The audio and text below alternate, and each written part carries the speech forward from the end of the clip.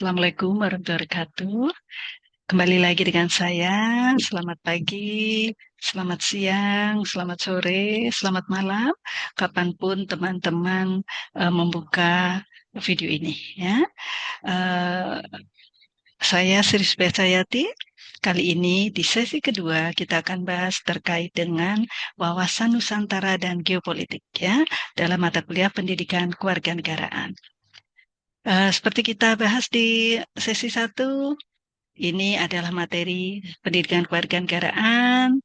Pastikan ada teman-teman mengerjakan latihan dan aktif di forum diskusi ya.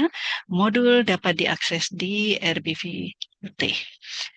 Pertama terkait dengan konsep wawasan Nusantara ya. Silakan teman-teman yang sudah mempelajari modulnya pasti tahu persis ya apa dan bagaimana konsep wawasan Nusantara tersebut ya. Kemudian sejarah istilah Nusantara. Pasti kita masih ingat ya dari awalnya Sumpah Palapa Gajah Mada ya. Kemudian digunakan oleh Ki Hajar Dewantoro dan digunakan lagi di Kongres Pemuda 1928 ya. Lalu ada beberapa pendapat dari para ahli ya. Di sini sudah dijelaskan lebih rinci di modul ya.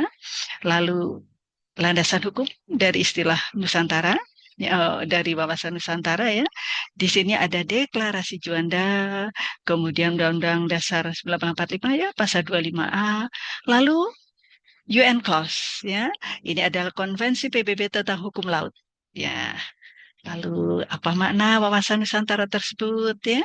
Tentu kita tahu yang namanya kesatuan politik ya, kesatuan ekonomi, kesatuan sosial budaya dan kesatuan hankam ya.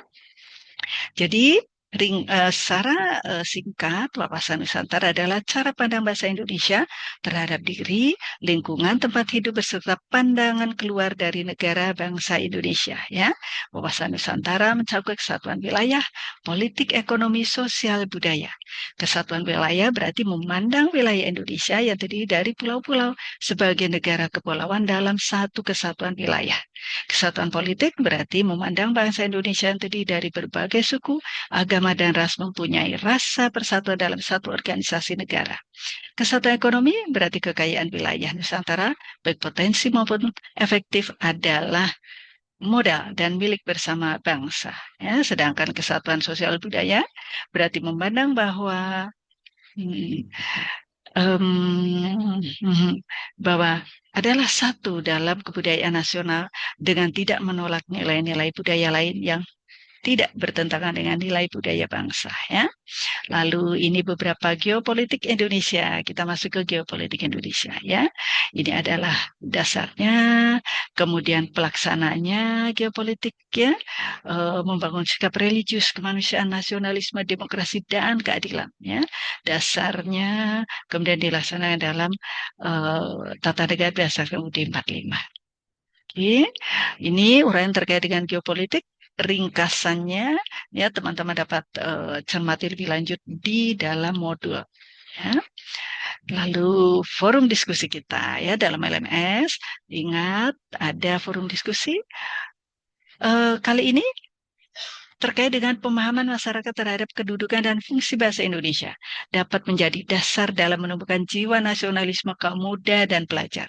Dalam hal ini, bahasa Indonesia diketahui mempunyai dua kedudukan, yaitu sebagai bahasa nasional dan bahasa negara.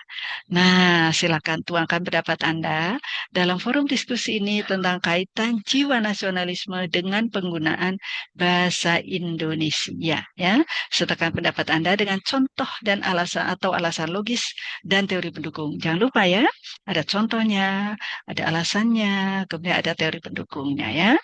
Ini penilaiannya agar fair ya, teman-teman tahu.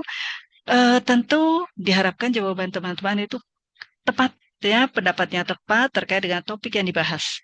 Ada contoh atau alasan logis dan ada pula teori pendukungnya ya. Ketepatan dan kelengkapan pemberian respon terhadap penjelasan peserta lain.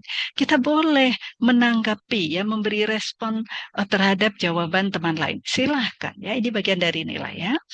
Kemudian penggunaan bahasa Indonesia dengan baik dan benar. penggunaan atau menyertakan sumber yang terpercaya. Nah, ini ya rujukannya jangan yang tidak jelas ya. Jangan hanya sekedar ambil dari website kemudian dikutip begitu saja. Harus cermat ya, terpercaya. Skor maksimal 100 ya. Nah, ada catatan nih teman-teman, tolong dicermati. Jika unggahan pendapat atau jawaban diskusi antara dua atau lebih peserta sama persis, maka dia akan ada peringatan dulu untuk mengirim ulang jawaban berbeda ya, atau lebih baik dari unggahan pertama. Jika tidak melakukan instruksi, ya jadi tetap saja sama persis, ini dia nilainya 10 hingga 20. Ya, tolong ya teman-teman, jangan sampai sama persis lah ya. Harus ada analisa kritis kita. Demikian teman-teman, materi di sesi kedua kita ini ya. Tetap semangat, sampai jumpa. Assalamualaikum warahmatullahi wabarakatuh.